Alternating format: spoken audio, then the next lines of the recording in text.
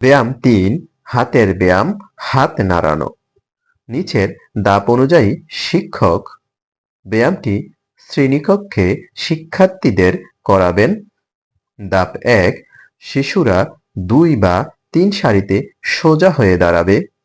ধাপ ২, ১ বললে শিশুরা ২ হাত সামনের দিকে প্রসারিত করবে।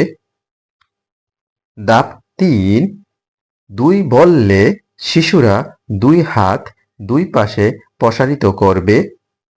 ধাপ ৪, ৩ বললে শিশুরা ২ হাত মাথার উপর তুলে তালি দিবে।